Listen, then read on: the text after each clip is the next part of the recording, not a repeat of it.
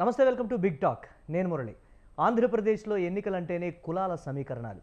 అధిక సంఖ్యాకులుగా ఉన్న కులాలు ఎటువైపు మొగ్గు చూపితే విజయం వారినే వరిస్తుంది. ఈ సమీకరణాల్లో మిగతా అందరికన్నా కాపులది అత్యంత కీలక పాత్ర. అందుకే వారిని ప్రసన్నం చేసుకునేందుకు అన్ని పార్టీలు ప్రయత్నిస్తూ ఉంటాయి. ఈసారి కూడా అదే ప్రయత్నాలు కొనసాగుతున్నాయి.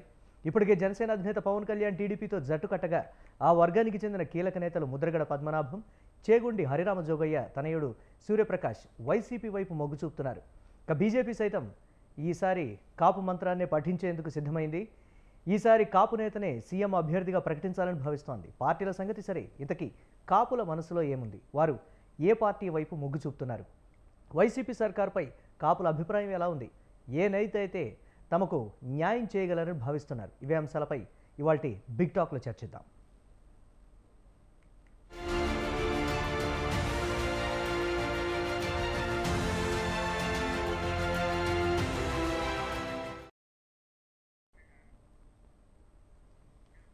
రైట్, కాపుల ఓటు బ్యాంకు ఎటువైపు? ఆంధ్రప్రదేశ్లో ప్రధానంగా కూడా జరుగుతున్నటువంటి చర్చ. చేగొండి హరిరామ జోగయ్య అలాగే ముద్రగడ పద్మనాభం ఇద్దరు కూడా కాపులకు సంబంధించి కీలక నేతలు.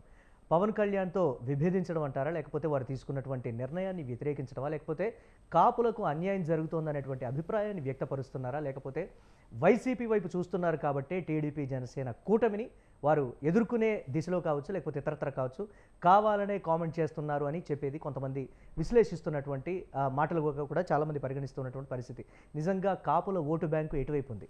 ఇప్పుడున్నటువంటి పరిస్థితుల్లో ఈ ఇద్దరు నేతల్ని అధికార వైసీపీ తమ వైపు తిప్పుకుంటే రాష్ట్రంలో ఉన్నటువంటి కాపు ఓటు బ్యాంకులో మెజారిటీ ఓటు బ్యాంకునంతా కూడా అధికార పక్షం డైవర్ట్ చేసుకుంటుందా, లేకపోతే ఏ విధంగా ఉండబోతోంది? నిజంగా ఈ ఇద్దరు కీలక నేతల తిరుగుబాటు కావచ్చు, లేకపోతే టీడీపీ జనసేన కూటమి మీద ఉన్నటువంటి వ్యతిరేకత కావచ్చు, ఇదంతా టీడీపీ జనసేనకి నిజంగా డ్యామేజ్ ఏమైనా జరిగేటువంటి ఛాన్సెస్ ఉన్నాయా? ఇదే ఇవాల్టి బిగ్ టాక్. ఇదే అంశానికి సంబంధించి మనతో డిబేట్లో పార్టిసిపేట్ చేస్తున్నారు రామ్ కుమార్ యార్లగడ్డ గారు, బీజేపీ అధికార ప్రతినిధిగా ఉన్నారు వారు. అలాగే సుజాత గారు, వైసీపీ రాష్ట్ర అధికార ప్రతినిధి, మరి కాసేపట్లో జాయిన్ అవుతారు. అలాగే సింగళూరి శాంతిప్రసాద్ గారు, జనసేన సీనియర్ నాయకులుగా ఉన్నారు వారు లైవ్లో సిద్ధంగా ఉన్నారు. అలాగే మరి కాసేపట్లో బోళ్ల వెంకటరమణ గారు, టీడీపీ రాష్ట్ర కార్యదర్శి, వారు కూడా లైవ్లో జాయిన్ అవుతారు. ముందుగా రామ్ కుమార్ గారు, నమస్తే అండి.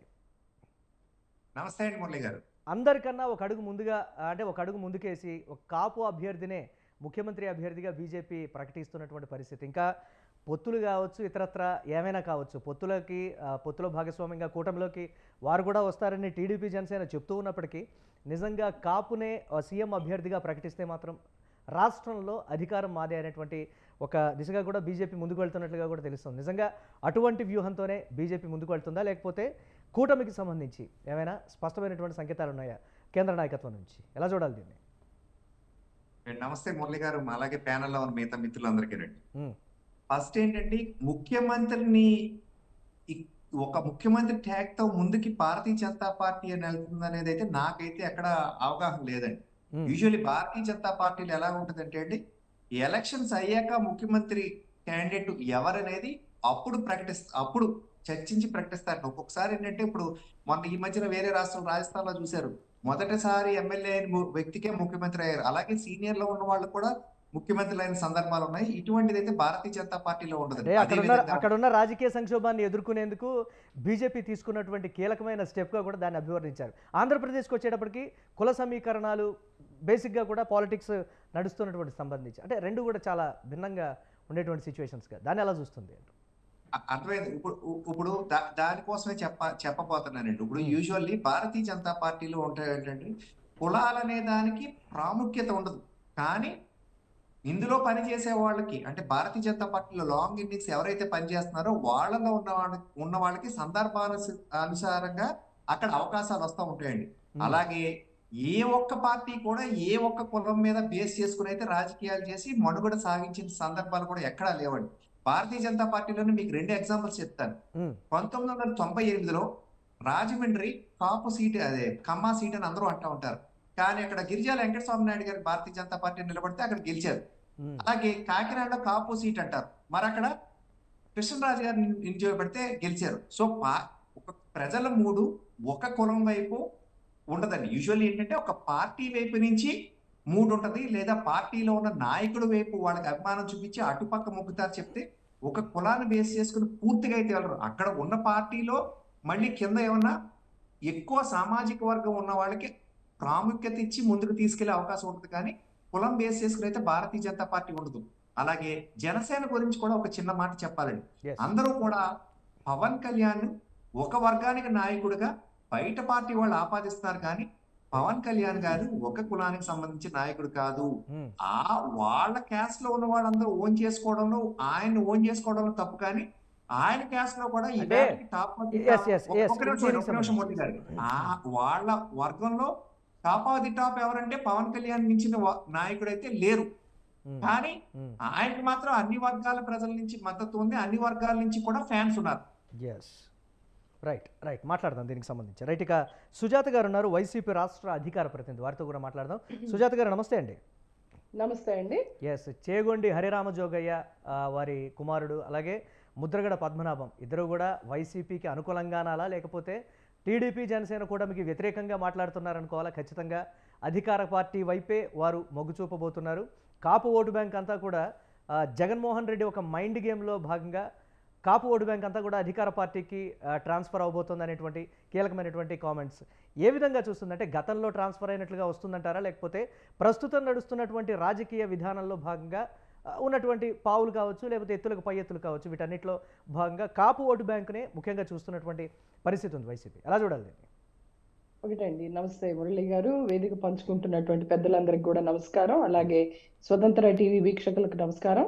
సో ఈరోజు కాపులకి సంబంధించినటువంటి అంశాన్ని తీసుకుంటే, జగన్మోహన్ రెడ్డి గారు, చంద్రబాబు నాయుడు గారు, పవన్ కళ్యాణ్ గారు, ఈ ముగ్గురు లీడర్స్ లో రాష్ట్రంలో ఒకటండి, ప్రజలు చూసేది క్రెడిబిలిటీని చూస్తారు. కాపు సామాజిక వర్గం డెఫినెట్ గా ఆ రెండు జిల్లాల్లో, ఈస్ట్ వెస్ట్ గోదావరి జిల్లాల్లో వాళ్ళ పర్సంటేజ్ ఆల్మోస్ట్ 20% ఆఫ్ ఓటింగ్ అనేది అక్కడ కాపు నియోజకవర్గ కాపు కమ్యూనిటీ నుండి వస్తుందన్నమాట నిజం. అదే విధంగా రాజకీయాల్లో కేంద్ర పార్టీలు తీసుకోవచ్చు, జాతీయ పార్టీలు తీసుకోవచ్చు, ప్రాంతీయ పార్టీలు తీసుకోవచ్చు, కుల సమీకరణాలని ఓవర్కమ్ చేసి వెళ్ళేటువంటి పరిస్థితి లేదండి రాజకీయాల్లో. డెఫినెట్ గా అక్కడ ఆ కులాల ప్రాతినిధ్యం వహిస్తున్నటువంటి కాపు కులస్తులను అయితేనేమి, వేరే కులస్తులు అయితేనేమి కన్సిడరేషన్ లోకి తీసుకోవాలి ప్రతి పార్టీ కూడా. సో ఈ రోజు ఈ ముగ్గురు లీడర్స్ లో క్రెడిబిలిటీని ప్రజలు చూస్తున్నారు. జగన్మోహన్ రెడ్డి గారు చాలా స్పష్టంగా కాపులకి ఏమిస్తాము వైఎస్ఆర్సీపీ ప్రభుత్వం వస్తే అని 2019లోనే చెప్పారండి. బీసీ రిజర్వేషన్ అనేది కాపులకి ఇవ్వడం కుదరదు, కానీ మీరు రాజ్యాధికారాన్ని కోరుకుంటున్నారు. కాపు సామాజిక వర్గం అనేది రాజ్యాధికారాన్ని కోరుకుంటుంది కాబట్టి డెఫినెట్ గా మీకు ప్రయారిటీని ఇస్తాము ఆ ప్రాంతంలో. అదే విధంగా మీకు రావాల్సినటువంటి ఆర్థిక సౌలభ్యం కానీ, లేకపోతే మీ ప్రాతినిధ్యం, మీ కులాలు ప్రాతినిధ్యం వహిస్తున్న ప్రాంతాల్లో కేవలం డెఫినెట్ గా మీ ప్రయారిటీ ఉండేటట్లు చూసుకుంటామని చెప్పడం జరిగింది. అదే విధంగా 2019లో కాపు వర్గస్తులందరూ కూడా జగన్మోహన్ రెడ్డి గారిని ఆశీర్వదించారు. అందుకే జగన్మోహన్ రెడ్డి గారికి ఈస్ట్ వెస్ట్ గోదావరి జిల్లాలో చాలా అఖండమైన విజయాన్ని వాళ్ళు చేకూర్చి పెట్టారు 2019లో. దాని తర్వాత చంద్రబాబు నాయుడు గారు, అదే పవన్ కళ్యాణ్ గారు, మరి వాళ్ళు చేసింది ఏంటి? 2014 నుంచి 19 వరకు వాళ్ళు ముద్రగడ గారిని ఏ రకంగా హింసించారు, వారి కుటుంబ సభ్యుల్ని ఏ విధంగా హింసించారు అనేటువంటిది ప్రజలు మర్చిపోరండి. ప్రజలు ఖచ్చితంగా కాపు ఉద్యమ నాయకుడు అయినటువంటి ముద్రగడ గారిని చంద్రబాబు నాయుడు గారు ఏ రకంగా హింసించారు అనేది డెఫినెట్ గా గుర్తుపెట్టుకుంటారు. కాపు సామాజిక వర్గానికి సంబంధించి ఇస్తేనండి, చంద్రబాబు నాయుడు గారు రంగా గారిని వెన్నుపోటు పొడిచారు, కత్తులతో పొడిచారు. అదే విధంగా దాసరి గారు పేపర్ పెడితే ఆ పేపరు క్లోజ్ చేసేంత వరకు కూడా పేపర్ తోటి వెన్నుపోటు పొడిచారు, ఈనాడు ఆంధ్రజ్యోతి పేపర్లతోటి. అదే విధంగా చిరంజీవి గారిని అవమానాలతోటి వెన్నుపోటు పొడిచారు. అదేవిధంగా మన ముద్రగడ గారిని అధికారం అడ్డం పెట్టుకొని వారి కుటుంబ సభ్యుల్లో ఉన్నటువంటి మహిళల్ని కూడా ఏ రకంగా చిత్రహింసలు పెట్టారనేది మనం అందరం చూసాము. అది గడిచినటువంటి ఒక దశాబ్ద కాలం కూడా లేదది. 2014 నుంచి 19 వరకు పవన్ కళ్యాణ్ గారిని పక్కన పెట్టుకొని చంద్రబాబు నాయుడు గారు నన్ను గెలిపించండి, నేను మీకు బీసీలకి కాపు ఉద్యమ నేతలు ఒక నిమిషం సుజాత గారు, కాపు ఉద్యమ నేతలు ఇద్దరు కూడా హరిరామ జోగయ్య కావచ్చు, లేకపోతే ముద్రగడ పద్మనాభం కావచ్చు, ఇద్దరు కూడా సున్నితంగా సలహాలు ఇచ్చేటువంటి విధానంలోనే జనసేనకి మొన్నటి వరకు ఉండి ఇప్పటికిప్పుడు ఇదైంది తప్ప మరి మొన్నటి వరకు కూడా చంద్రబాబు ఆ విధంగా చేశారు కదా అని మొదటి నుంచి విభేదించినటువంటి పరిస్థితులు అయితే ఎందుకు రాష్ట్రంలో లేదు?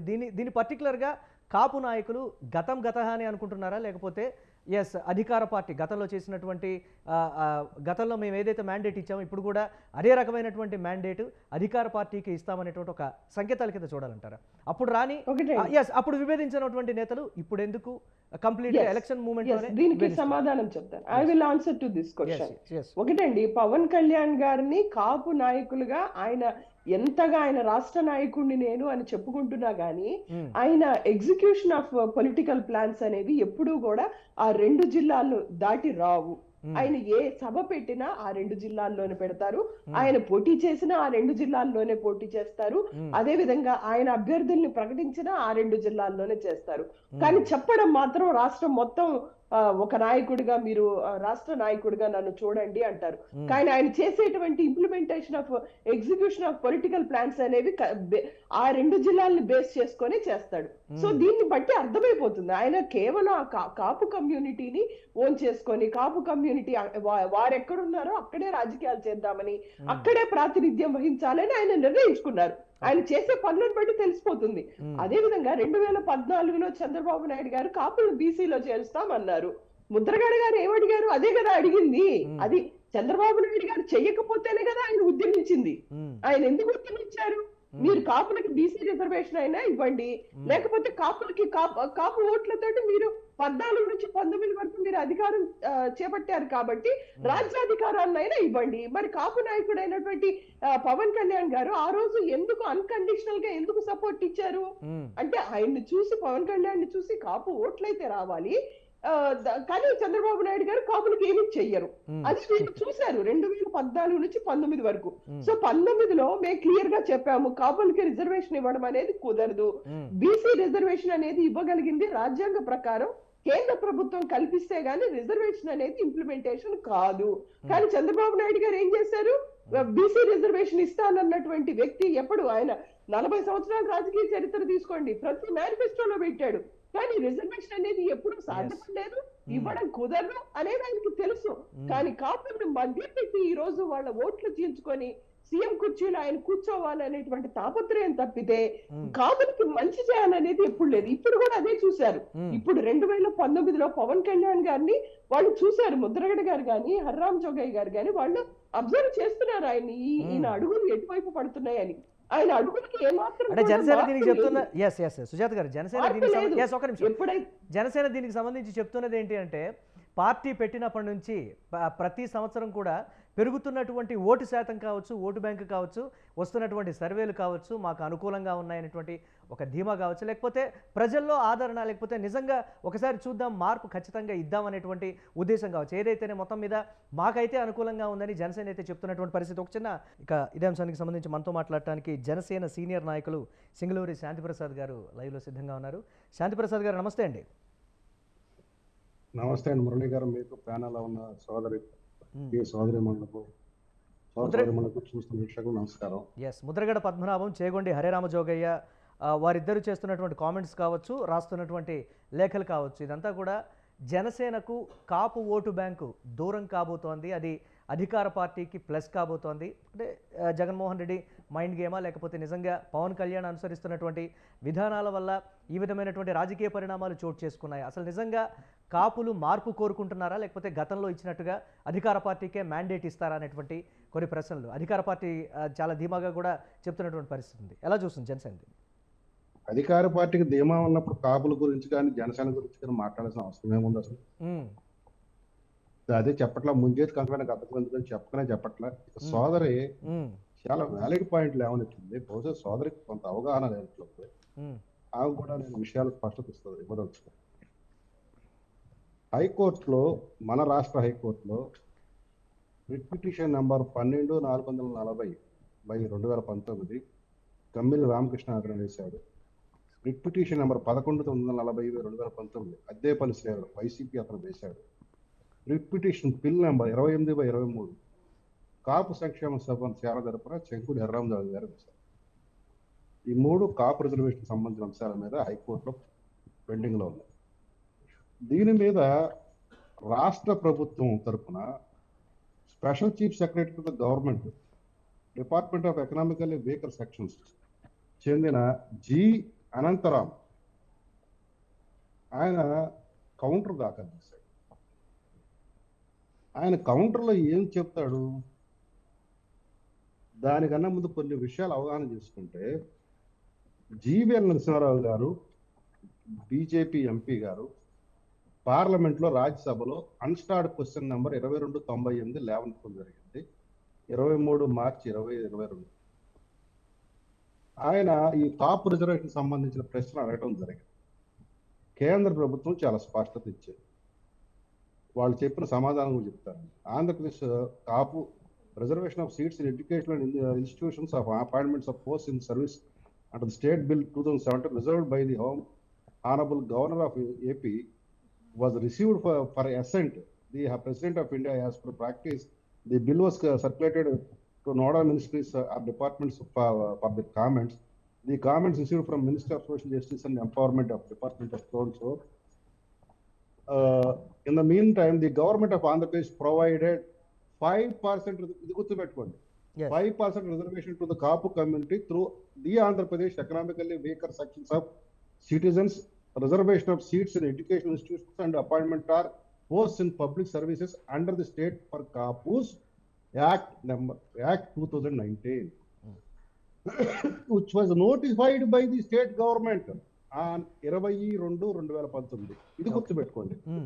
Notified also Act number 14 of 2009 brought by the state of AP under the government of Chandrababu Naidu has been notified and it has been given with effect from 22/2019. ఇది జీవీఎల్ నరసింహారావు గారి ప్రశ్నకి పార్లమెంట్ వచ్చిన సమాధానం.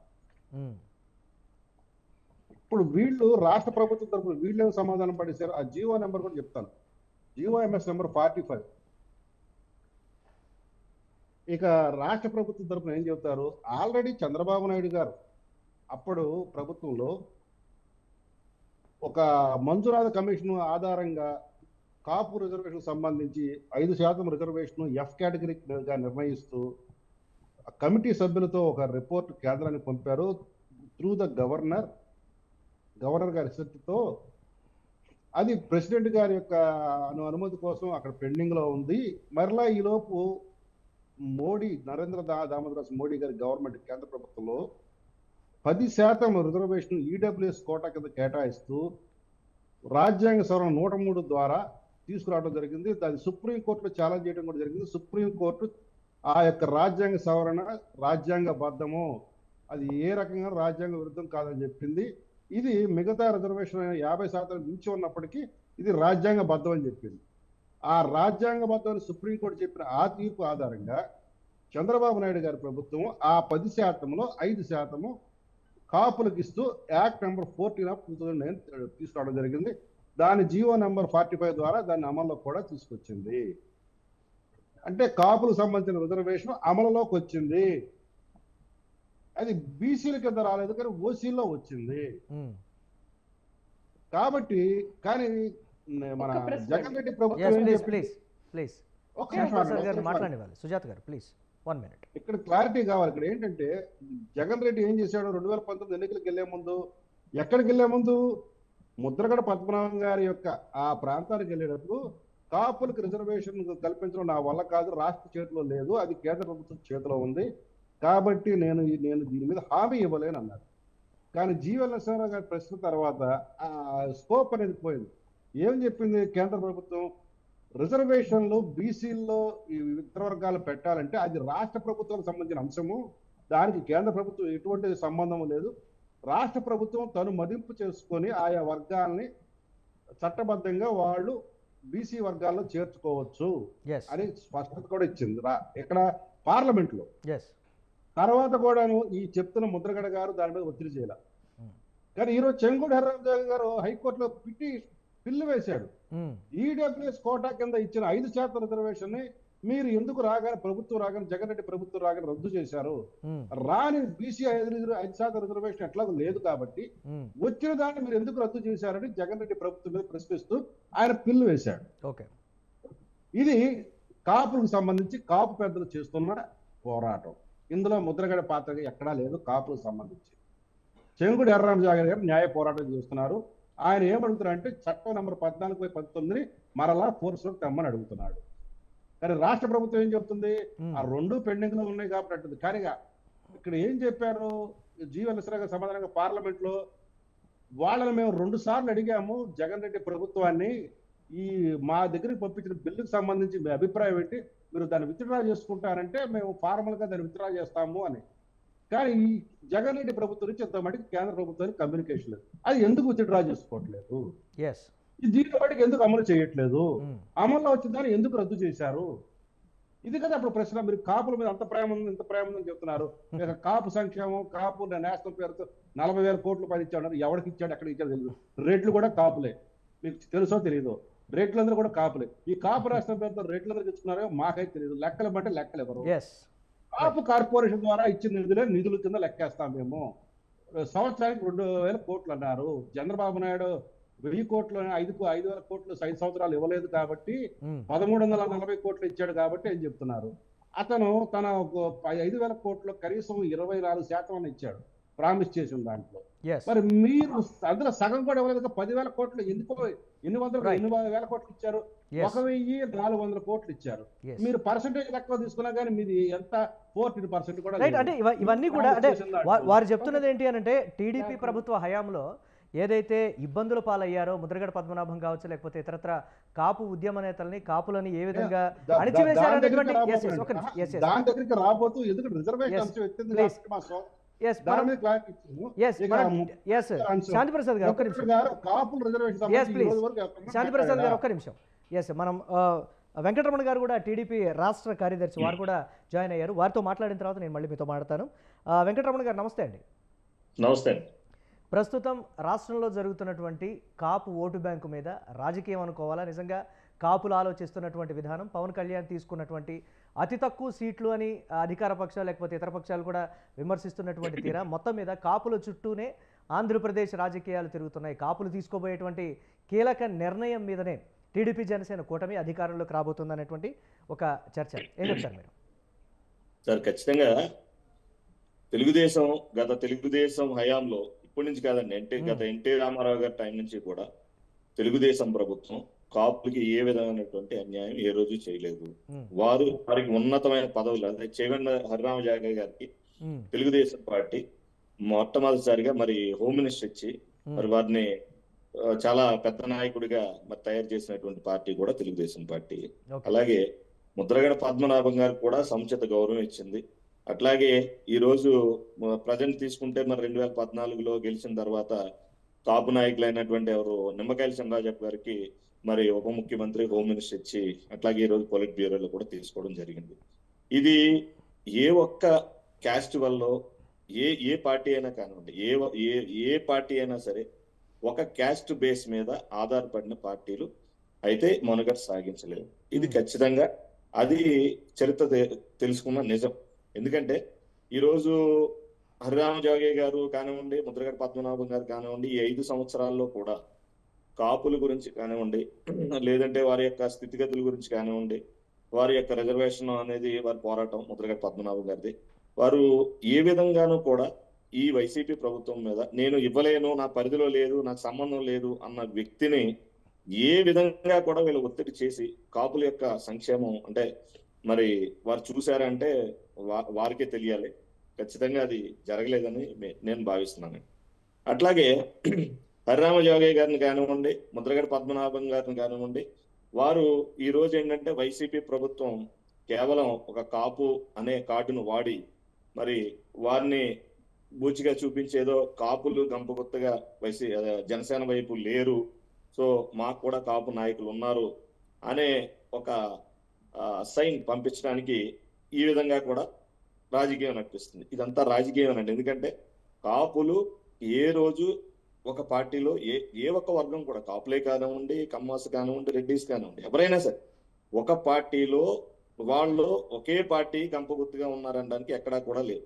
అదే కమ్మాస్ తీసుకున్నా కానీ ఇప్పుడు ఈ రోజు వైసీపీలో ఉన్నారు, అలాగే జనసేనలో మరి పిఎస్సి చైర్మన్ గా మరి నాదెండ్ల మనోహర్ గారు ఉన్నారు కీలకమైన పదవుల్లో. అలాగే రెడ్డిస్ ఈ రోజు తీసుకుంటుంటే రాయలసీమ కానివ్వండి, ఇక్కడ నెల్లూరు దగ్గర నుంచి రాయలసీమ వరకు కూడా అసలు ఈ రోజుకి కూడా కంటిన్యూగా రెడ్డిస్ మరి తెలుగుదేశంలో జాయిన్ అవడానికి వారు కూడా వస్తూ ఉన్నారు.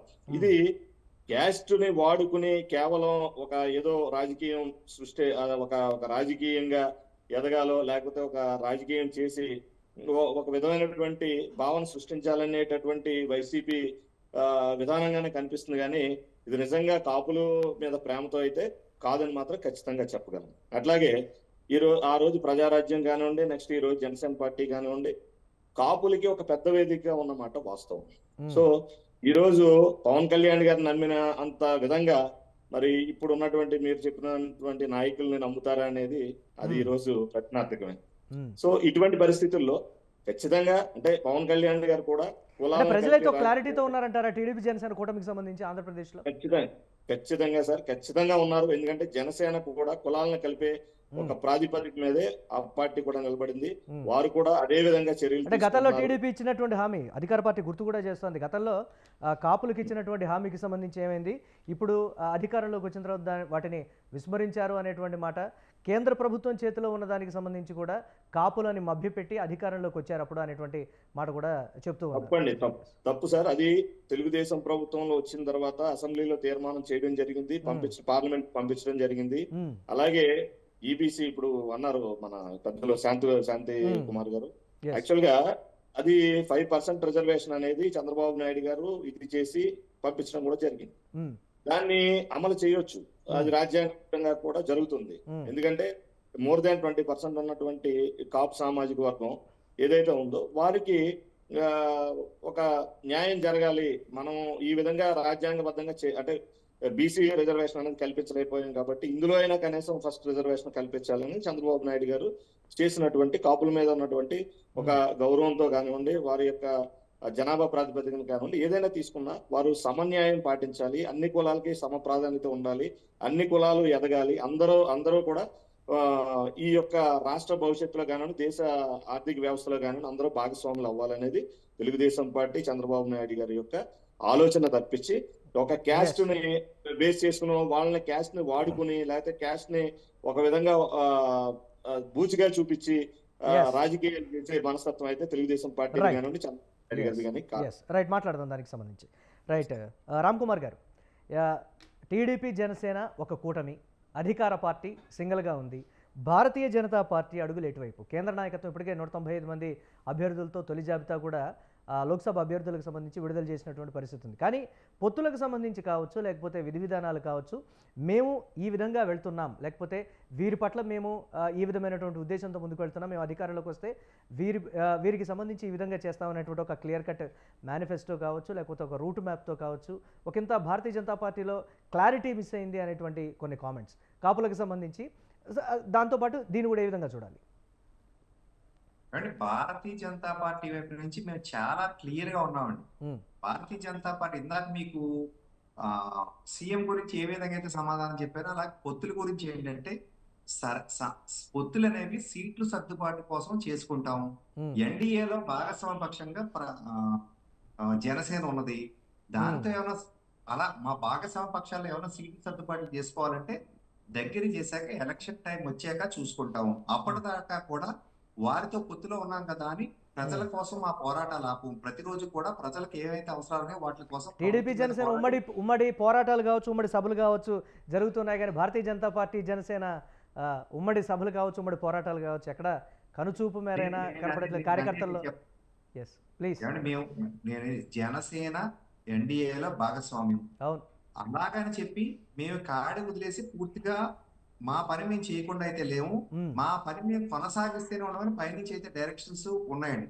ఇప్పుడు సంస్థాగతంగా ఈ రోజని కాదు ఎప్పుడు కూడా చూస్తే పైనుంచి కింద దాకా కూడా ఒక మంచి స్ట్రక్చర్ ఉంటుంది. వ్యవస్థల మీద ఆధారపడి నడిచే భారతీయ జనతా పార్టీ ఒక వ్యక్తి ఉన్నా లేకపోయినా సరే భారతీయ జనతా పార్టీ నడిచే విధంగా దీన్ని డిజైన్ చేస్తూ ఉంటారు. ఆ విధంగానే ముందుకు వెళ్తూ ఉంటారు. ప్రజల్లో ఒక్క నిమిషం రమణ గారు, ప్రజల్లో ఈ విధమైనటువంటి కన్ఫ్యూజన్ ఉన్నప్పుడు ఎందుకు కేంద్ర నాయకత్వానికి రాష్ట్ర నాయకత్వం అంత బలంగా చెప్పలేకపోతుంది? అన్ని పార్టీలు కూడా అభ్యర్థుల ప్రకటనతో కానీ ఏ విధమైన కన్ఫ్యూజన్ ఖచ్చితంగా ఇప్పుడు జనసేన, భారతీయ జనతా పార్టీ ఎన్డీఏలో భాగస్వామి జనసేన పార్టీ అని అంటున్నారు. కానీ రాష్ట్రంలో టీడీపీ జనసేన కూటమి ఉమ్మడి సభలు కావచ్చు, ఉమ్మడి పోరాటాలు కావచ్చు, విమర్శలు, ప్రతి విమర్శలు, దూకుడు, అభ్యర్థుల ప్రకటన ఇదంతా కూడా జరిగిపోతుంది. కానీ ఎక్కడా కూడా ఈ ఉమ్మడి కార్యాచరణ కానీ అభ్యర్థులకు సంబంధించి కానీ, లేకపోతే మేము పొత్తు పెట్టుకోబోతున్నామని కానీ, లేకపోతే పొత్తు లేకుండా ముందుకు వెళ్ళబోతున్నాం అనేటువంటి ఇదేమి కాకుండా ఒక జాప్యంతో రాష్ట్రంలో కూడా భారతీయ జనతా పార్టీ ఒకంత నెమ్మదించింది అనేటువంటి కామెంట్స్. దానికి సంబంధించి నేను మాట్లాడుతున్నాను. ప్లీజ్ ఒక క్లారిటీ. మీరు నన్ను ఇంటరప్ట్ చేయకుండా ఒక 2 నిమిషాలు వదిలేస్తే పూర్తిగా చెప్తామండి. తప్పకుండా. మీరు interrupt చేస్తుంటే నేను ఏం చెప్తున్నానో కూడా అర్థం అవుతుంది. Yes please. అంటే భారతీయ జనతా పార్టీనే అసలు అంటేనే ఒక పార్టీ విత్ డిఫరెన్స్. మీరు చెప్పినట్టుగా మేము ఈ పార్టీతో పొత్తులు ఉన్నాయి, మేము ఈ స్థానాల్లో పోటీ చేసేస్తాం, ఈ స్థానాల్లో వాడికి ఇస్తాం, మా సీఎం క్యాండిడేట్ పలానా వ్యక్తి, ఇవేమి ఉండవండి భారతీయ జనతా పార్టీలో. అలాగే నేను ఉన్నానంటే ఫర్ ఎవర్ నేను ఈ పొజిషన్ లో ఇక్కడే ఉండను. నేను యువ మోర్చాలో కింద నుంచి అంటే 10 ఏళ్ల పాటు రకరకాల చేసి మళ్ళీ కిసాన్ మోర్చాలో నేషనల్ స్థాయిలో పనిచేసి మళ్ళీ వేళ బ్యాక్ స్టేట్ లో స్పోక్స్ పర్సన్ గా ఉన్నాను. ఇదేంటంటే ఇదే భారతీయ జనతా పార్టీలో బ్యూటీ అనమాట. ఇందాక కూడా ఒకసారి చెప్పాను, మాలో ఉన్న వాడిని ఎప్పుడెప్పుడు ఒక్కొక్కసారి రొటేషన్ పద్ధతి అన్నట్టు ఒక్కొక్కసారి ఒక్కొక్క చోట అవకాశం ఇస్తా ఉంటది. ఇది భారతీయ జనతా పార్టీలో స్ట్రక్చర్ బేస్డ్ పార్టీ, ఒక వ్యక్తి ఆధారంగా నడిచే పార్టీ కాదు. నెంబర్ 2, పొత్తులకు అవకాశం అంటే ఆ టైం వచ్చిన తర్వాత క్యాండిడేట్లు అనౌన్స్ చేస్తారు కానీ ముందుగా అనౌన్స్ చేసి ఏమి ఎక్కడ చేయరు.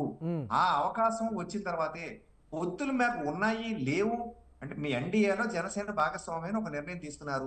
జనసేనతో మేము లేవని ఈ రోజైతే చెప్పలేదు కదా, ఉన్నాం కదా అని రోజు కలిసి వాళ్ళతో ఎవ్రీడే మార్నింగ్ ఈవినింగ్ అయితే మాట్లాడడం అయితే చేయరు.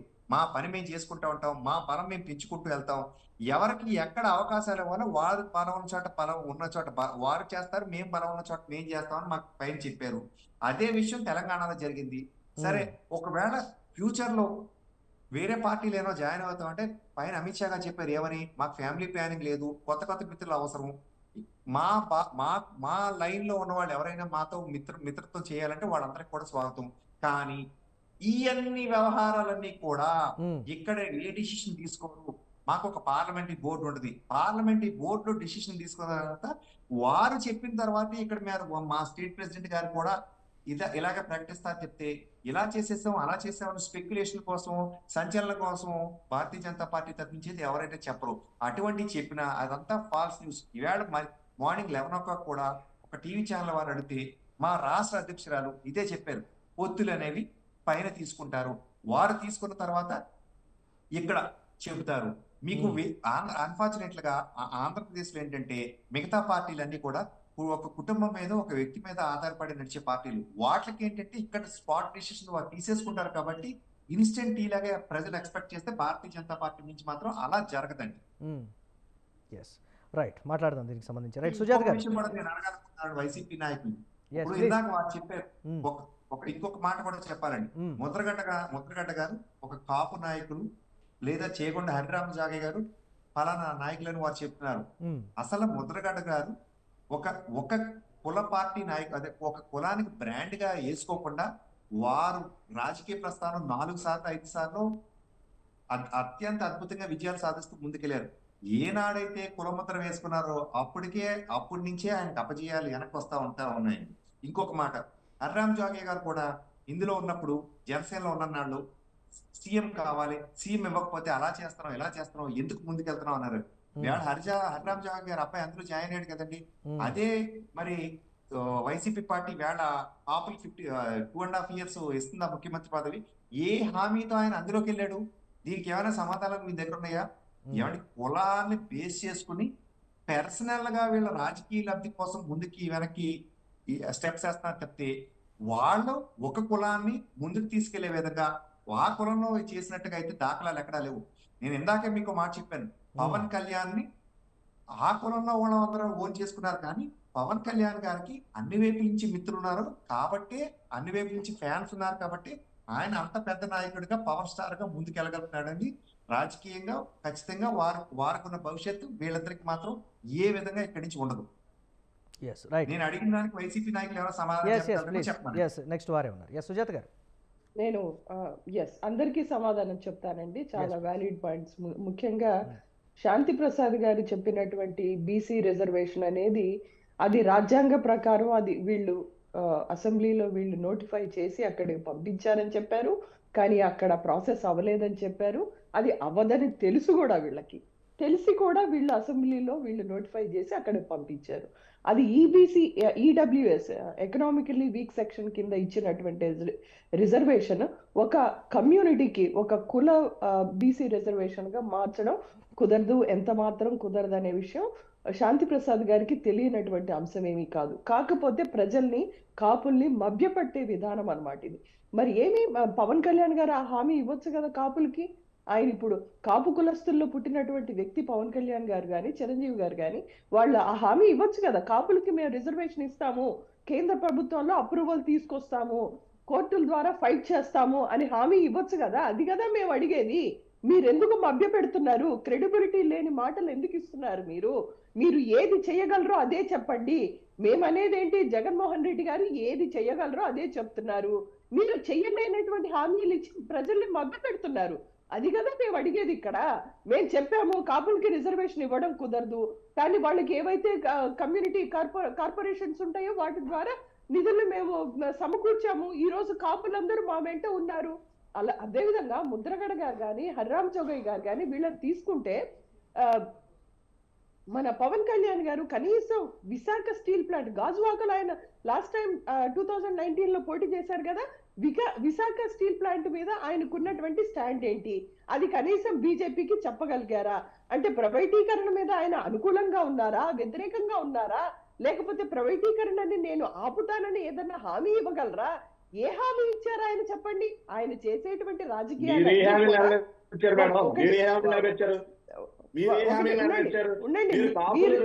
కాపుల గురించి మాట్లాడుతుంటే మీరు మాట్లాడినంత సేపు మేము కాపులో ఉంటాం కదా. శాంతిప్రసాద్ గారు ప్లీజ్. ప్లీజ్ రామ్ కుమార్ గారు ప్లీజ్ వారిని మాట్లాడివ్వాలి. ప్లీజ్ వారిని మాట్లాడండి. మురళి గారు మీరు కరెక్ట్ చేసుకోవాలి. మాట్లాడిన తర్వాత మాట్లాడండి. రామ్ కుమార్ గారు కరెక్ట్ చేసుకోవడానికి మీ జనసేన పార్టీ ఒక సభ్యత సంస్కారం లేనటువంటి ఒక వెకిలి పార్టీ అండి. మేము ఎన్నో సంవత్సరాలుగా జగన్మోహన్ రెడ్డి గారు శాంతిప్రసాద్ గారు రామ్ కుమార్ గారు శాంతిప్రసాద్ గారు ప్లీజ్. శాంతిప్రసాద్ గారు రామ్ కుమార్ గారు ప్లీజ్ ప్లీజ్.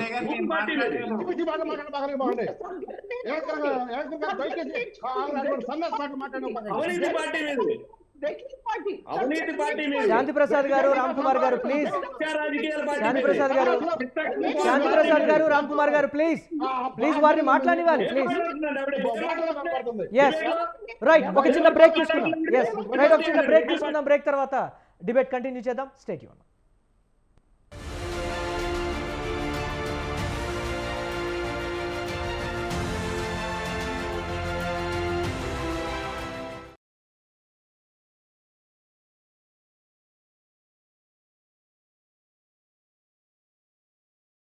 అయిపోయింది.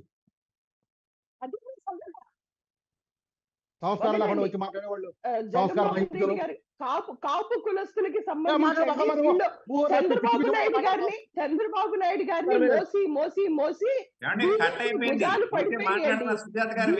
భుజాలు పడిపోయినాయి ఇక్కడ.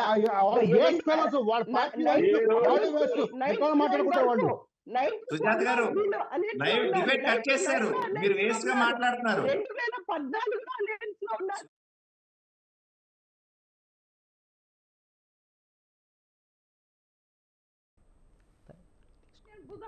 ఏమండి మీకు అర్థమవుతుందా? కెమెరా కట్ చేశారు, మీరు మాట్లాడుతున్నారు. ఫ్లో వచ్చింది అంతే అంతే. ఏమండి మాకు చిన్న డౌట్, వైసీపీలో అక్కడికి వెళ్ళిన వెంటనే బూతులు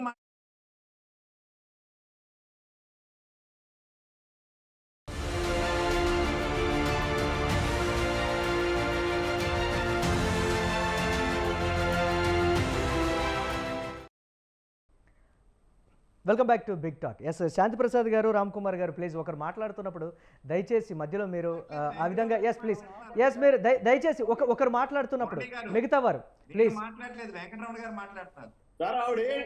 సారీ రమణ గారు ప్లీజ్ రమణ గారు శాంతి ప్రసాద్ గారు డైవర్ట్ చేయడమే రమణ గారు శాంతి ప్రసాద్ గారు ప్రజలు ఒక్క నిమిషం దయచేసి మేము సమాధానం చెప్తున్నాం. రమణ గారు శాంతి ప్రసాద్ గారు బీజేపీ పార్టీ గాని, సుజాత్ గారు ఒక్క నిమిషం మీరు వెయిట్ చేయాలి. సుజాత్ గారు బీజేపీ పార్టీ గాని, జనసేన పార్టీ గాని చంద్రబాబు నాయుడిని భుజాల మీద మొయ్యడానికి శాంతి ప్రసాద్ గారు రమణ గారు చెప్పారు కదా ఎస్ ప్లీజ్ ఒక్క నిమిషం దయచేసి మధ్యలో ఒకరు మాట్లాడుతున్నప్పుడు ఎస్ శాంతి ప్రసాద్ గారు ప్లీజ్ మాట్లాడింది ఎస్ ప్లీజ్ నేను ఒక కాగితం చూపిస్తున్నా ప్లీజ్ ఏంటో తెలుసా పార్లమెంట్ అడిగిన ప్రశ్న శాంతి ప్రసాద్ గారు ఒక్కటి మాత్రం నేను క్లియర్ గా అయితే చెప్పగలను. దయచేసి ఒకరు మాట్లాడుతున్నప్పుడు మిగతా వారు దయచేసి మాట్లాడితే మాత్రం చర్చ ఎవరికీ అర్థం కాదు. పార్టీ విధి విధానాలు ప్లీజ్ రమణ గారు పేర్లు తెలుసుకొని మాట్లాడాలా ప్లీజ్ ఆ పేర్లు తెలుసుకోకుండా మీరు మా పేరు ప్రస్తావిస్తారు. ఎస్ ప్లీజ్ నేను సారీ చెప్పాను ప్లీజ్ బై మిస్టేక్ జరిగింది. కానీ తర్వాత కూడా మళ్ళీ దయచేసి మీరు చర్చ నడుస్తున్నప్పుడు ప్లీజ్ వారు సుజాత గారు మాట్లాడుతున్నప్పుడు దయచేసి ఇంటరప్ట్ చేస్తే పోయేది కదా. మిగతా వారికి అర్థం కాదు. ప్లీజ్ ఎస్ ప్లీజ్ మీ వంతు వచ్చినప్పుడు ఏదైనా సరే నేను దాన్ని ఖండిస్తున్నాను. నేను అదే చెప్తున్నాను. దయచేసి అక్కడ మధ్యలో మీరు ఎక్కడ మాట్లాడేటువంటి అవకాశం కూడా ఇవ్వకుండా ముగ్గురు ఆ విధంగా మాట్లాడితే ప్రజలు చూస్తున్నారు. ఎస్ శాంతి ప్రసాద్ గారు ఎస్ మీరు మాట్లాడండి ప్లీజ్ మీరు కంటిన్యూ చేయండి త్వరగా. పార్లమెంట్ లో చెప్పిన సమాధానంలో ఇందులో ఎవరు చెప్పారు అనే దానికి మీరు చూస్తే కాపు రిజర్వేషన్ బిల్లుకి సంబంధించింది. దీంట్లో ఏం చెప్పారు తెలుసా? In view of the above the government of Andhra Pradesh was requested to consider withdrawing the Andhra Pradesh Kapu reservation of seats in education institutions, appointments or posts in service of Andhra Pradesh State Bill 2017 dated 4/4/2019. కేంద్ర ప్రభుత్వము జగన్ రెడ్డి రాష్ట్ర ప్రభుత్వాన్ని మీరు చంద్రబాబు నాయుడు ప్రభుత్వం పంపించిన ఈ బిల్లుని withdraw చేసుకోమని 2 సార్లు రిమైండర్లు పంపించింది. ఎందుకు దాన్ని విత్డ్రా చేసుకోవట్లా? ఇప్పుడు అదే కదా ప్రశ్న. ఇప్పుడు కాపుల మీద అంత ప్రేమ ఉన్నప్పుడు సింపుల్ గా ఒక లెటర్ రాసి సరిపోతుంది కేంద్ర ప్రభుత్వానికి, ministry of department of law నుంచి. మేము ఆ యొక్క పంపించిన బిల్లును మేము విత్డ్రా చేసుకున్నాము. LA బిల్ నెంబర్ 33/2019 మేము విత్డ్రా చేసుకుంటున్నామంటే సరిపోతుంది. 8/3/2019 నుంచి వైడ్ జియో నెంబర్ 45 ద్వారా యాక్ట్ నెంబర్ 14/2019 చంద్రబాబు నాయుడు ప్రభుత్వము 5% EWS లో ఈ రిజర్వేషన్ కోటా కాపులకి అమలు చేసింది. 5/3/2019 నుంచి అమల్లోకి వచ్చింది. ఎంతమంది దాని వల్ల లబ్ధి పొందారండి చెప్పండి. సుజాత గారు ప్లీజ్ ఇప్పటి వరకు ప్లీజ్ దయచేసి ఎంతమంది దాని వల్ల లబ్ధి సుజాత గారు ప్లీజ్ దాని ద్వారా చెప్పగలరా? చెప్పండి సుజాత గారు. అంటే మీరు చెయ్యరు, మేము చెయ్యాలి. లేకుండాను కల్పించాల్సిన మీరు ఉద్యోగాల్లో EWS కోట అమలు సుజాత గారు రాష్ట్ర ప్రభుత్వాలు ప్లీజ్ సుజాత గారు ప్లీజ్ మీకు మీరు అనుకుంటే సరిపోతా?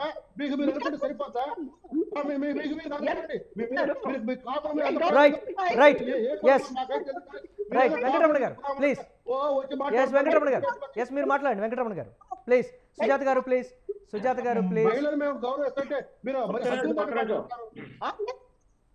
సుజాత గారు ప్లీజ్. వెంకటరమణ గారు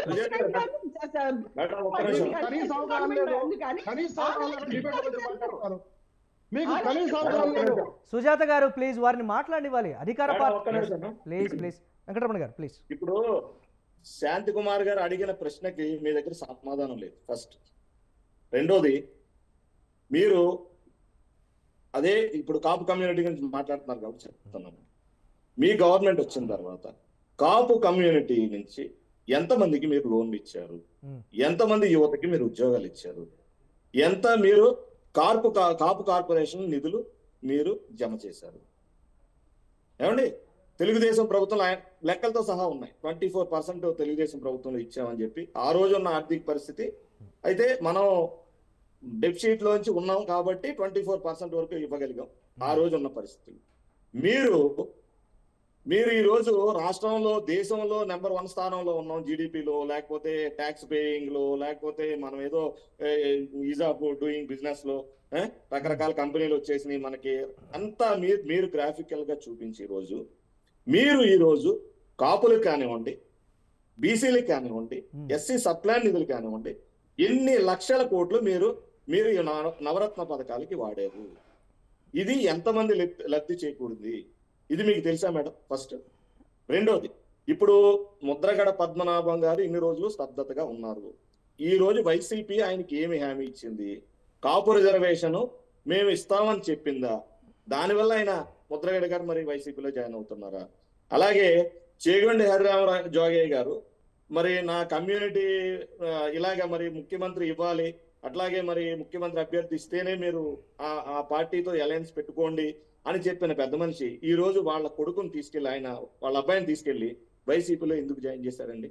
అంటే ఇదంతా కూడా తెలుగుదేశం జనసేన కూటమిని ఏదో విధంగా విచ్ఛిన్నం చేయాలనే ప్రయత్నంలో మీరు వైసీపీ ప్రభుత్వం చేస్తున్నటువంటి కుట్రలే తప్పించి నిజంగా మీరు కాపుల మీద కానీ వారి జాతి మీద కానీ ఏ విధమైనటువంటి ప్రేమ మీకు లేదు. మీ జగన్మోహన్ రెడ్డి గారికి అస్సలు లేదు. ఎందుకంటే ఆయన ప్రతి కులాన్ని కూడా విడగొట్టి ఒక ముఖ్యమంత్రి అయ్యుండి నోటి వెంట ఒక్కొక్క కులాన్ని పలుకుతూ ఆ విధంగా మాట్లాడే ముఖ్యమంత్రి చరిత్రలో ఎవరూ లేరు. ఎందుకంటే ఆంధ్రప్రదేశ్ చరిత్ర తీసుకుంటే ఒక కులాన్ని టార్గెట్ చేసి ఒక కులాన్ని నోటితో చెప్పే మనిషి ఏ విధమైన ఒక సీఎం అంటే మొత్తం రాష్ట్రానికి అన్ని కులాలకి ఆయన ముఖ్యమంత్రి, ఒక కులానికి సంబంధించిన ముఖ్యమంత్రి కాదు. ఈ రోజు కులాల్లో చిచ్చు పెట్టి కులాల మధ్యన కుంపట్లు పెట్టి చలి కాచుకుంటూ రేపు రాబోయే ఎలక్షన్ లో కాపుల్ని ఏదో విధంగా డిస్టర్బ్ చేయాలి, వారు యొక్క అంటే కన్ఫ్యూజన్ లోకి నెట్టి ఈ రోజు ఎలక్షన్ జరుపుకోవాలనే ప్రాతిపదికతోటే మీరు ఈ రోజు మరి తెలుగుదేశం పార్టీ మీద జనసేన పార్టీ మీద బురద చెల్లుతున్నారని మాత్రం ఖచ్చితంగా చెప్పాలి. వెంకటరమణ గారు మాట్లాడిన చిన్న క్లారిఫికేషన్ ఇస్తాం మురళి గారు. ఒకే ఒక చిన్న క్లారిఫికేషన్. చెంగోడు ఎర్రరాజు జోగయ్య గారికి చెంగోడు సూర్యప్రకాష్ గారికి అసలు సంబంధమే లేదు. ఎందుకంటే వాళ్ళిద్దరు స్పష్టమైన ప్రకటన చేశారు. చెంగోడు ఎర్రరాజు ఒకటే మాట చెప్పారు, మళ్ళీ లేఖ విడుదల చేసి, నేను కడదాకా జనసేన మన పవన్ కళ్యాణ్ గారు ముఖ్యమంత్రి కావాలని కోరుకుంటాను, నేను చివరి శ్వాసకు దానికోసం పోరాడతాను. ఆయన ఒక కుల నాయకుడిగా ఒక పద్ధతి ఎదుర్కొన్నాడు. దానికి రెండోది, నా కొడుకు వైసీపీలో వెళ్ళినట్టు నాకు సంబంధం లేదు, నాకు చెప్పి వెళ్ళలేదన్నాడు. అతను చెంగోడు సూర్యప్రకాష్ కూడా నేను మా తండ్రికి చెప్పలేదు, కాకపోతే పవన్ కళ్యాణ్ అన్నమాట కానీ పవన్ కళ్యాణ్ గారి మాటలు తాడేపల్లి గూడెంలో అయితే ఈయన ఇప్పటి నుంచి 5 నెలల నుంచి సంవత్సరం నుంచి వచ్చిన సోదంతా చెప్పుకుంటూ వచ్చాడు వాళ్ళ టీవీల్లో, ఏది వైసీపీకి సంబంధించిన టీవీల్లో, వాళ్ళ యొక్క ప్రసారం చేసే టీవీల్లో. ఇక్కడ చెంగోడు హరిరామ జోగయ్య గారిని వేరుగా చూడాలి, చెంగోడు సూర్యప్రకాష్ వేరుగా చూడాలి. వాళ్ళిద్దరూ తండ్రి కొడుకు అయితే కావచ్చు కాక, కానీ ఇక్కడ ముద్రగడ గారి రోల్ ఏంటి? ముద్రగడ గారు ఇప్పుడు వైసీపీలోకి వెళ్తే మరి బీసీ రిజర్వేషన్ మరి ఆ అమలు తీసుకొస్తారా? ముఖ్యమంత్రి ఆయన ఎప్పుడు అడగలేదు, అది వదిలేదు. కానీ ఆయన పోరాడిందే బీసీ రిజర్వేషన్ గురించి కదా. మరి ఆ బీసీ రిజర్వేషన్ హామీ జగన్ రెడ్డి దగ్గర తీసుకున్నారా? దాని మీద మా సోదరు సుజాత స్పష్టత ఇస్తే మేము సంతోషిస్తాం. ప్లీజ్ సుజాత గారు ప్లీజ్ కంక్లూడ్ చేయాలి దయచేసి. మురళి గారు సమయభావం 2 minutes లో కంక్లూడ్ చేయండి ప్లీజ్ దయచేసి. ఒకటి బీసీలకి రిజర్వేషన్ అనేది జగన్మోహన్ రెడ్డి గారు కాపులకి ఇవ్వడం కుదరదు అని చెప్పారు. ఎందుకంటే అది కేంద్ర ప్రభుత్వం ఇవ్వవలసినటువంటి అంశం. అది వాళ్ళు ఆల్రెడీ పెట్టారు. State government of Andhra Pradesh already request పంపించింది, వాళ్ళు ఇవ్వలేదు అని చెప్పారు, స్పష్టంగా చెప్పారు వాళ్ళు, అది ఇవ్వడం కుదరదు అని చెప్పి రాజ్యాంగ ప్రకారం. ఇంకొక అంశం ఏంటంటే చంద్రబాబు నాయుడు గారిని 94 నుంచి బీజేపీ అలయన్స్ లో ఉంది, 94 లో అలయన్స్ లో ఉంది, 99 లో అలయన్స్ లో ఉంది, అలాగే 2014 లో బీజేపీ అలయన్స్ లో ఉంది. మరి బీజేపీ పార్టీ చంద్రబాబు నాయుడిని మోసి ఈ రోజు భుజాలు పడిపోయినాయి వాళ్ళకి. సో చంద్రబాబు నాయుడు గారిని మళ్ళీ మోసేటువంటి ఓపిక తీరిక బీజేపీ పార్టీ వాళ్ళకి లేదు కాబట్టే ఈ రోజు వాళ్ళు పొత్తులో వాళ్ళు భాగం అవడానికి వాళ్ళు సంకోచిస్తున్నట్లుగా కనిపిస్తుంది. ఎందుకంటే చంద్రబాబు నాయుడు గారు పొత్తులకు ముందు చారిత్రాత్మకమైనటువంటి అవసరం ఆయనకి పొత్తు అనేటువంటిది. 94 లో అదే చెప్పారు, 99 లో అదే చెప్పారు, 24 లో అదే చెప్పారు, 14 లో అదే చెప్పారు. ఒకటి అది ఎలక్షన్స్ అయిపోయిన తర్వాత చెప్పండి.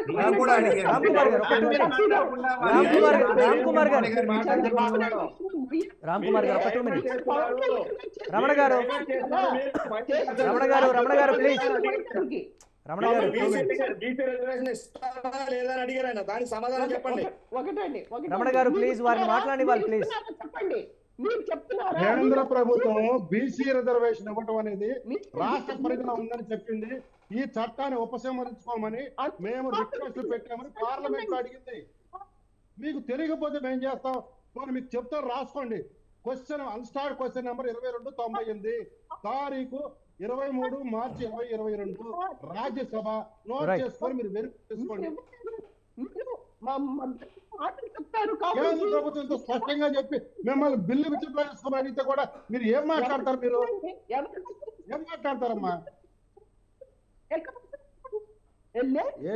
ఎస్ రైట్ సుజాత గారు, ఎస్ సుజాత గారు please. Right yes Ram Kumar garu, ఫైనల్గా భారతీయ జనతా పార్టీ వెర్షన్ ఏంటి కాపులకి సంబంధించి ప్రస్తుతం రాష్ట్రంలో ఉన్నటువంటి రాజకీయ విధానాలకు సంబంధించి ఎటువంటి కంక్లూజన్ ఇస్తారు మీరు? ఏమండి ఇందాక ఇప్పుడు మేము ఒకటి అడుగుతుంటే ఆవిడ ఏదో చెప్తున్నారు. సరే ఎస్ ప్లీజ్. మా మిస్టేక్ ఏంటంటే ఒక మహిళ ఆవిడ వచ్చి చక్కగా మాట్లాడుతుంటే వైసీపీ నుంచి వచ్చారు ఆవిడ అనేది మేము మర్చిపోయి మా బ్రెయిన్స్ వేరే ఎక్స్పెక్ట్ చేస్తున్నాయి. యాజ్ యూజువల్ వైసీపీ నుంచి ఏ ఫార్మాట్ నుంచి అయితే మాట్లాడాలో అదే ఫార్మాట్ లో ఆవిడ మాట్లాడారు. ఏమంటే ఒక పార్టీ గురించో ఒక వ్యక్తి గురించో ఇష్టం వచ్చినట్టు మాట్లాడితే మేము కూడా అదే విధంగా మాట్లాడొచ్చు కదా. అదో చెత్త పార్టీ అన్నారు కదా సుజాత గారు, శాంతి ప్రసాద్ గారు సుజాత గారు, ఉన్నారు కదా. సుజాత గారు మీరు అనుకుంటారమ్మా సుజాత సోదరి, నువ్వు అనవసరంగా మమ్మల్ని రెచ్చగొట్టు. నువ్వు మాట్లాడిన తర్వాత మాట్లాడా. ఏమండి ప్లీజ్ నెంబర్ ఏం మాట్లాడామండి మేము? సుజాత గారు, ఆవిడ మాట్లాడాం మిమ్మల్ని? మా నాయకుడు సభ్యత నేర్పిస్తాడు, సభ్యత లేదు. సభ్యత గురించి నిన్నే మా ట్విట్టర్లో పెట్టాం, చూసుకోండి. అన్నామా? ఏమన్నా మిమ్మల్ని మేము ఏమన్నామండి? అసలు ఏం అనలేదు. ప్లీజ్ రైట్ రామ్ కుమార్ గారు ప్లీజ్ కంక్లూడ్ చేయండి. ఏమండి అటువంటి వ్యాఖ్యలు చేసినప్పుడు మీరు ఖండిస్తే ఖచ్చితంగా ఈ క్రాస్ టాక్ రాదు. Number 2, please. ఇప్పుడు శాంతి ప్రసాద్ గారు ఒక విషయం చెప్పి ఇది ఇక్కడ ఇంప్లిమెంట్ చేయాలంటే ఎంతమందికి చేశారని ఆయన ఎదురు ప్రశ్నిస్తే అది కరెక్ట్ కాదు. ఈ రాష్ట్రంలో ఎంతమందికి ఈ లబ్ధిదారులకి అందించాలనేది అధికారం ఈ రోజు వైసీపీ ప్రభుత్వానికి ఉంది. ఆ ప్రభుత్వం ద్వారా వెళ్ళాలి తప్పితే అది కల్పించాల్సింది కేంద్ర ప్రభుత్వం అండి. అది మీకు సుజాత అర్థం గారు, కావట్లేదా? సుజాత గారు అసలు ప్లీజ్. బీసీ రిజర్వేషన్ కల్పించాలి. సుజాత గారు please. Yes right right right కల్పించవలసింది కేంద్ర ప్రభుత్వం. ఒక్కసారి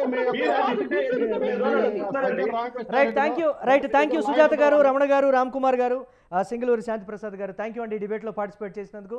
మొత్తం మీద ఆంధ్రప్రదేశ్లో రాజకీయం అంతా కూడా కాపు ఓటు బ్యాంకు మీదే జరుగుతున్నటువంటి పరిస్థితి ఉంది. చేగొండి హరిరామజోగయ్య కుమారుడు వైసీపీ తీర్థం పుచ్చుకున్నప్పటికీ కూడా మాకు ఎటువంటి సంబంధం లేదు, అది నా కొడుకు పర్సనల్గా తీసుకున్నటువంటి నిర్ణయం అని ఒక క్లారిటీ అయితే ఇచ్చారు. తన తుది శ్వాస వరకు కూడా జనసేనతోనే ఉంటాను అనేటువంటి మాట గతంలోనూ చెప్పారు, ఇప్పుడు కూడా చెప్తున్నటువంటి పరిస్థితి ఉంది. కానీ ముద్రగడ పద్మనాభం కాపు ఉద్యమ నేత కీలకంగా చేసినటువంటి కొన్ని కామెంట్స్ కావచ్చు, లేకపోతే విమర్శిస్తున్నటువంటి తీరు కావచ్చు, వైసీపీకి అనుకూలంగా ఉంటున్నారా, లేకపోతే జనసేన టీడీపీ కూటమికి మద్దతుగా ఉంటున్నారా, లేకపోతే స్తబ్దుగా రాజకీయంగా మద్దతు ఎవరికి మద్దతు ఇవ్వకుండా స్తబ్దుగా న్యూట్రల్గా ఉంటున్నారా అనేది కూడా ఆలోచించాల్సినటువంటి విషయం.